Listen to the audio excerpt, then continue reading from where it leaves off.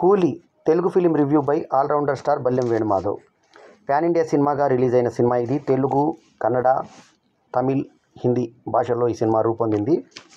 ఇక కూలీ టైటిల్తో గతంలో తెలుగులో కూడా ఒక సినిమా వచ్చింది. అట్లాగే కూలీ నెంబర్ 1 పేరిట గోవింద సూపర్ హిట్ సినిమా ఉండనే ఉంది. సో ఈ కూలీ నెంబర్ 1 వెంకటేష్ హీరో కూడా తెలుగులో ఒక సినిమా ఉంది, డైరెక్ట్ సినిమా. ఇక ఈ కూలీ ఎలా ఉంది అంటే, మనకు ముఖ్యంగా ఈ సినిమా గురించి మాట్లాడుకోవాలంటే డైరెక్టర్ గురించి మాట్లాడుకోవాలి. లోకేష్ కనగరాజ్. ఇతను మా నగరం అనేటువంటి ఒక తెలుగు అండ్ తమిళ్ సినిమా ద్వారా పరిచయం అయ్యాడు. జావేద్ రియాజ్ సంగీతం చేసిన ఈ సినిమాలో రెజినా, కసాండ్రా, సందీప్ కిషన్, నటరాజన్లు హీరోయిన్స్గా నటించడం జరిగింది. మా నగరం 2017లో రిలీజ్ అయింది. పెద్దగా రిజల్ట్ లేదు. ఆ తర్వాత 2017లో ఇళయ దళపతి ఈయన విజయ్, మళ్ళా తర్వాత మక్కల్ సెల్వగన్, ఈయన ఎవరు మన విజయ్ సేతుపతి, వీళ్ళ కాంబినేషన్లో వచ్చిన మాస్టర్ సూపర్ హిట్ని అందుకుంది. ఆ తర్వాత కమల్ హాసన్ అంతకుముందు విక్రమ్ పేరు మీద సొంత సినిమా చేస్తే అప్పుడెప్పుడు 20 ఏళ్ల కింద రాజకమల్ ఇంటర్నేషనల్ పేరు మీద చేస్తే అది ఫ్లాప్ కాగా విక్రమ్ 007, ఇది మళ్ళీ విక్రమ్ అని చేస్తే ఈసారి సూపర్ డూపర్ హిట్ అయింది. దీంట్లో మన పుష్ప ఫేమ్ అతను కూడా ఉన్నాడు విలను. సో ఆ సినిమా సూపర్ డూపర్ హిట్. అట్లాగే విజయ్ సేతుపతిని విలన్గా పెట్టడం కంటిన్యూస్గా మళ్ళీ ఇందులో కూడా ఆయన రిపీట్ చేశాడు. సో ఈ డైరెక్షన్ వెంచర్ ఆయన డైరెక్టర్ నుంచి వచ్చింది అనగానే ఈ సినిమా మీద క్రేజ్ ఏర్పడింది. 170 నిమిషాల 22 సెకండ్ల నిడివితో వచ్చిన అడల్ట్ సర్టిఫికేట్ వచ్చిన సినిమా ఇది. అడల్ట్ సర్టిఫికేట్ అంటే ఇందులో హీరోయిన్ ఓరియంటెడ్గా ఒక్క ఇది కూడా లేదు. పూజా హెగ్డే పాట ఉన్నా కూడా మనకు గ్లామర్ ఏం కనబడదు మనకి సినిమాలో. హీరోయిన్స్ రొమాన్స్ అసలు కనిపడదు మనకు. అయినా ఎందుకు ఇచ్చారు అడల్ట్ సర్టిఫికేట్, ఎందుకు ఇచ్చారంటే హింస, ఈ సినిమాలో హింస ఉంది. అన్బరుణ్ అనే అతను యాక్షన్ డైరెక్టర్గా చేసినందుకు ఆయన యాక్షన్ ఫిలిం అని చెప్పి ప్రకటించుకునేంత లెవెల్లో యాక్షన్ ఉంది. సో యాక్షన్ సీక్వెన్సెస్ చాలా గొప్పగా తీశాడు డైరెక్టర్, అందులో ఏమాత్రం సందేహం లేదు. మన తెలుగు నటుడు అయ్యప్ప శర్మ, నేను యాక్చువల్ ఆయన సుప్రదీప్ అని ఆయన మేనల్లుడు హీరోగా చేస్తున్న సినిమాకి పాట రాయడం జరిగింది నేను, అయ్యప్ప శర్మ డైరెక్షన్లో. అతను ఈ సినిమాలో ప్రధానమైన రోల్ అయ్యప్ప అనే పేరు మీదే పెట్టడం, ఆయన టైటిల్స్లో అయ్యప్పన్ శర్మ అని వేశారు. అయ్యప్ప శర్మ ఆయన సాయి కుమార్ తమ్ముడు, రవి సాయి కుమార్లకు తమ్ముడు అతను. సో ఒకప్పుడు డైరెక్టర్ కూడా, నాకు మంచి మిత్రుడు. సో ఇందులో మంచి వేషం వేశాడు. సో రజనీకాంత్ కాంబినేషన్లో ఎన్నో సీన్స్ ఉన్నాయి అతనికి. ఇక Coolie is a multilingual film movie starring Rajinikanth in the lead role. It is directed by Lokesh Kanagaraj. అయితే ఈ సినిమాలో ప్రధానమైన హీరో ఎవరయ్యా అంటే రజనీకాంత్ తర్వాత ప్రధానమైన హీరో షౌబీన్ షాహిర్. ఎందుకంటే ఇతను మలయాళీ నటుడు. ఇతను దయాల్ పాత్రలో నటించినటువంటి పాత్ర చూస్తుంటే మన నాగార్జున కన్నా పెద్ద పాత్రనే అనిపిస్తుంది ఫస్ట్ హాఫ్లో. సెకండ్ హాఫ్లో మళ్ళీ నాగార్జున పాత్ర పరిధి పెంచారు, అక్కడ మళ్ళీ బ్యాలెన్స్ అయింది. కానీ రియల్ స్టార్ అని వేసినటువంటి హీరో మన ఉపేంద్రని క్లైమాక్స్లో దగ్గర ఇంకా 20 నిమిషాలు సినిమా ఉందనగా అతను చూపించడం, ఇంకా సినిమా 5-10 నిమిషాల్లో ముగుస్తుందనగా అమీర్ ఖాన్ చూపించడం, వాళ్ళ అభిమానులను కొంత నిరాశపరిచినా కూడా, సత్యరాజ్ పాత్ర కొంత నిడివి తగ్గినా కూడా ఈ సినిమా షౌబీన్ షాహిర్ ఏకపాత్ర అభినయం లాగా ఉంది సినిమా అంతా. అతను పొట్టిగా, ఒక ఫేస్ కూడా ఒకలాగా, ఒక డిఫరెంట్గా ఉంటాడు మనిషి. సో ఆయన బాడీ లాంగ్వేజ్ తగ్గట్టుగా ఆయన మలయాళ నటుడు అని తెలిసేలాగా మలయాళంలో చెప్పడానికి అర్థమవుతుంది అని అనడము, మలయాళంలో అతను డైలాగులు చెప్పడము, ఇవన్నీ కూడా మనకు కనిపిస్తాయి. ఈ సినిమాలో తీసుకున్న ఇంకొక ప్రధాన అంశం ఏంటంటే, ఒకప్పుడు ఖైదీ గారు అని మోహన్ బాబు సినిమా వచ్చింది. అది యాక్చువల్లీ కౌరవర్ అని 1992లో వచ్చినటువంటి మమ్ముట్టి సినిమా. అది తెలుగులో డబ్ అయింది, తమిళ్లో కూడా డబ్ అయింది. తెలుగులో డబ్ అయినప్పుడు దాని పేరు కంకణం, తమిళ్లో డబ్ అయినప్పుడు దాని పేరు క్షత్రియ వంశం. సో ఆ సినిమా 1992లో వచ్చింది. ఆ సినిమా మమ్ముట్టి సూపర్ స్టార్ ఆ సినిమాలో యాక్ట్ చేయడం జరిగింది. కథ మెయిన్ బేస్ ఏంటంటే, కూతురు తను ఎవరో తెలుసుకోవాలని చెప్పి ఒక తండ్రి వెతుకులాట ఉంటే, ముగ్గురు కూతురులకు సమానమైన ప్రేమ అందించాలని క్లైమాక్స్లో తెలిసి ఆ సందర్భంలో వద్దొద్దు నా సొంత కూతురు ఎవరో తెలియదు, నా ముగ్గురు మీద ప్రేమ ఉండాలని ఒక మంచి సెంటిమెంట్తో కంకణం చేస్తే సూపర్ డూపర్ హిట్ అయింది. దాని తెలుగులో ఓం సాయి ప్రకాష్ డైరెక్షన్లో మోహన్ బాబు రీమేక్ చేశాడు సినిమా. తెలుగులో రిజల్ట్ లేదు. సో ఆయన ఆ సినిమా అంశాన్ని ఈ సినిమాలో పెట్టుకున్నాడు. అయితే దీన్ని యాక్షన్ సినిమాగా కాకుండా కొంత కామెడీ సినిమా ఇది అనుకొని సరదాగా చూస్తే మనము ఎక్కువ ఎంజాయ్ చేయగలుగుతాం. యాక్షన్ సినిమా కానీ కామెడీ సినిమా అనుకోవాలి, మనం అనుకుంటే బాగా ఎంజాయ్ చేయగలుగుతాం. ఎందుకంటే ఎటువంటి కారణం లేకుండా శృతి హాసన్ చనిపోయినటువంటి సత్యరాజ్ క్యారెక్టర్ ఆమె తండ్రి అనుకుంటుంది, తండ్రి కాదు ఆయన. సో తండ్రి అనుకున్న అతని మీద శవం చనిపోతే ఆ శవం మీద వచ్చేసి ఇతను బాక్స్ మీద వచ్చేసి పూలదండ వేస్తే పూలదండ తీసి బయటపడేస్తుంది. ఎందుకనేది ఒక లోకేష్ కనకరాజుకిను ఆ నిర్మాత సన్ నెట్వర్క్ తప్ప ఎవరికి తెలియదు. అది మనం కామెడీ సినిమా అనుకుంటే బాగా నవ్వుకుంటూ చూడొచ్చు అది.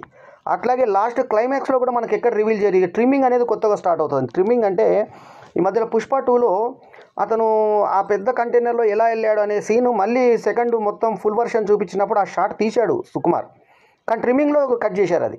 అంటే దాంట్లో అన్ని సౌకర్యాలతోటి ఉంది అని చెప్పి అల్లు అర్జున్ది ఆ లోపల ఉన్నాడు, ఆ రకంగా ఉన్నాడు అని చెప్పి చూపించారు మనకి, కానీ ట్రిమ్మింగ్లో తీసేశారు. ట్రిమ్మింగ్ అంటే తెలుసు కదా, నిడివి తక్కువ చేయడం, ఎక్కడైనా స్లో అనిపించింది ల్యాగులను కట్ చేయడం.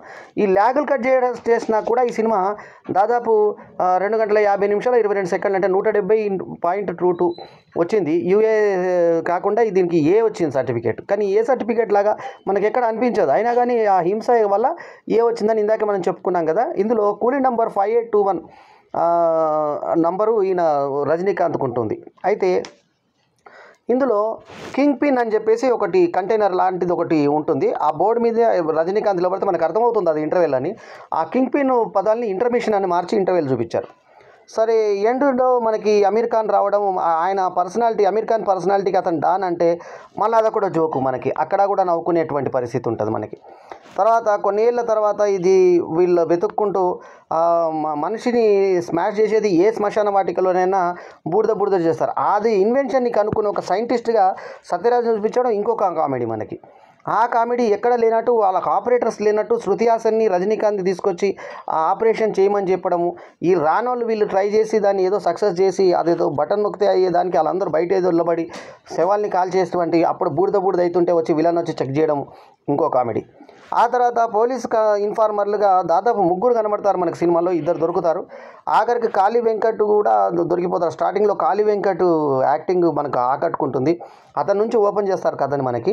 ఆ తర్వాత మన తెలుగు నటుడు నాగార్జున, కింగ్ నాగార్జునని ఇందులో సైమన్ అని చెప్పి ఒక స్టైలిష్ పాత్ర అని చెప్పి ఆయన తండ్రిని చంపినటువంటి హంతకుడు రజనీకాంత్ని చిన్నప్పుడు చూసాడు, ఎక్కడో చూసానని ఎక్కడో చూసిన జ్ఞాపకం పాట పాడుకుంటూ ఉంటాడు. సో మొత్తానికి అతనికి దొరకబట్టాడు. సో పాటలు అంటే మనకి ఈ సినిమాలో మనకు కనులు దోచాయి అంటే అనే సాంగ్ ఒకటి వినిపించి ఆ టెన్షన్లో ఉన్నప్పుడు పాటలు వినిపిస్తుంటాడు. ఆ పాట మొత్తం ఒక పల్లవి వినిపిస్తారు మనకి. సో సాంగ్స్ బేస్గా ముందు రజనీకాంత్ తాగుడు అంతా కింద పడేసి, మందు అంతా కింద పడేసి మ్యాన్షన్ హౌస్ అని ఇతను మెయింటైన్ చేస్తూ అక్కడ ఎవరికి తాగనీయకుండా చేయడం అనేది సరే మద్యపానం మీద బాగుంది. ఇతను యంగ్ గ్రాఫిక్స్ మన ఆచార్యలో మన చిరంజీవిని చూపించి ఫెయిల్ అయిన విధంగానే ఇందులో కూడా రజనీకాంత్ని యంగ్ చూపించే ప్రయత్నం చేశారు. కానీ స్టార్టింగ్లో ఈ 50 years రజనీకాంత్ అంటూ స్టార్టింగ్ చేసింది అభిమానులు అలరిస్తుంది. సూపర్ స్టార్ రజనీ అని 3 సార్లు వేయడం, సూపర్ స్టార్ రజనీకాంత్ అని చెప్పి మెన్షన్ చేయడం బాగుంది. లోకేష్ కనకరాజు పేరు ఎక్కడో ఎన్ టైటిల్స్ దాకా తీసుకెళ్లడం నచ్చలేదు. సన్ నెట్వర్క్ పేరు మాత్రం ప్రముఖంగా వేసి వాళ్ళ శాంతి అని చెప్పి వాళ్ళ ఆపరేటర్ వాళ్ళ ఎగ్జిక్యూటివ్ పేర్లు కూడా చాలా చక్కగా వేశారు. లోగో తీసుకోవడం అదంతా బాగుంది. అనిరుద్ధ్ మ్యూజిక్, రవిచందర్ మ్యూజిక్ ఆకట్టుకునే విధంగా సాగింది. గిరీష్ గంగాధరన్ సినిమాటోగ్రఫీ ఆకట్టుకుంటుంది. అట్లాగే ఫినామినన్ రాజ్ ఎడిటింగ్ కూడా ఆకట్టుకుంటుంది. సతీష్ కుమార్ ఆర్ట్ డైరెక్షన్ కూడా ఆకట్టుకుంటుంది.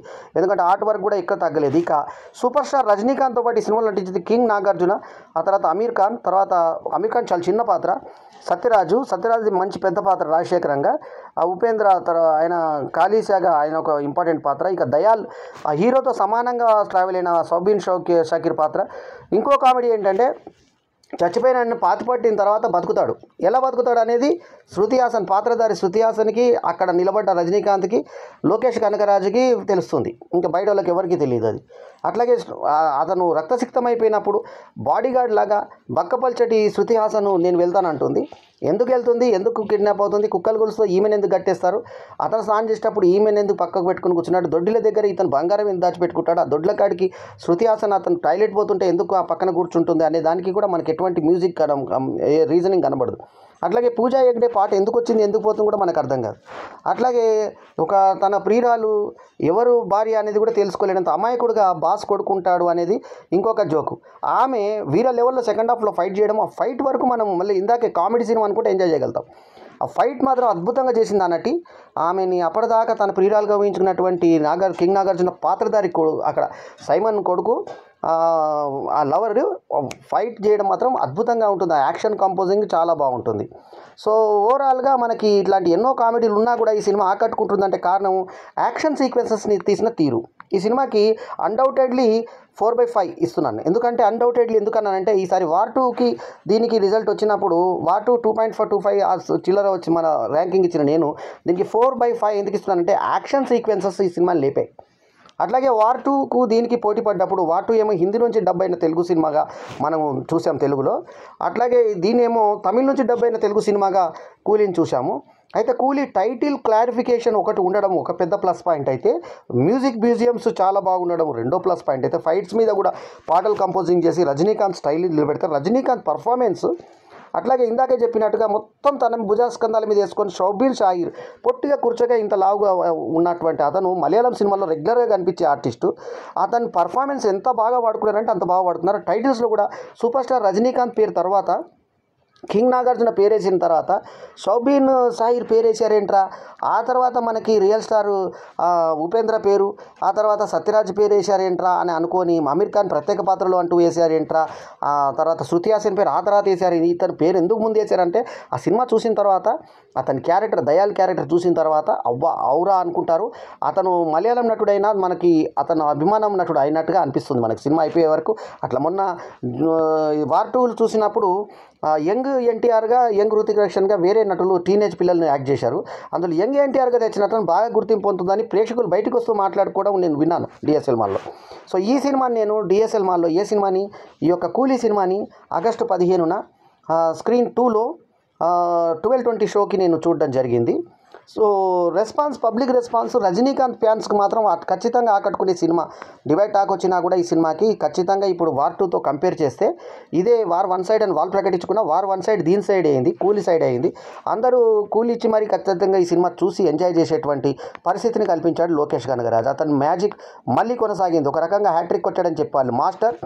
ఆ తర్వాత సెకండ్ మూవీ విక్రమ్, ఆ తర్వాత ఇప్పుడు థర్డ్ మూవీ ఆయనకు ఫోర్త్ మూవీ. కానీ సక్సెస్ ప్రకారంగా మానగరం పోయింది కాబట్టి ఫస్ట్ సక్సెస్ఫుల్ మూవీ ఆయన సెకండ్ మూవీ అయినటువంటి మాస్టర్. సెకండ్కి యాక్చువల్లీ ద్వితీయ గండం అంటారు, కానీ ద్వితీయ గండం కాకుండా గెలిచింది ఆ సినిమా.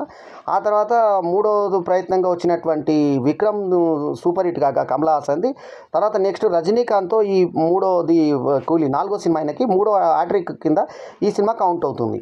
సో ఓపెనింగ్స్లోనే మనకు పబ్లిక్ చూడండి ఎంత మేధావులు పబ్లిక్ అంటే వార్ 2కి 8 కోట్ల రూపాయల అడ్వాన్స్ కలెక్షన్స్ వస్తే దీనికి 58 కోట్లు వచ్చినప్పుడే ఈ సినిమా మీద ఎక్స్పెక్టేషన్ ఏంటి అనేది అర్థమైంది. జైలర్ తర్వాత మళ్ళీ వరుసగా మనకి రజనీకాంత్ మ్యానియా కొనసాగుతూ ఉంది అని చెప్పడానికి ఆశ్చర్యము. 80 సంవత్సరాల ఏజ్లో అతను నడుస్తున్నటువంటి స్టైలు, యంగ్ సీన్లలో అతను కనబడ్డ స్టైలు, అతను నడుస్తుంటే మనం నిలబడగలుగుతామా ఆ ఏజ్లో అని అనిపిస్తుంది. మరి కింగ్ నాగార్జునకి ఏంటంటే ఇంకేమైపోయింది ఈయన పరిస్థితి. కుబేరలో అట్లాంటి క్యారెక్టర్, ధనుష్ లాంటి చిన్న హీరో క్యారెక్టర్లలో పోస్టర్లో కూడా లేనటువంటి పాత్ర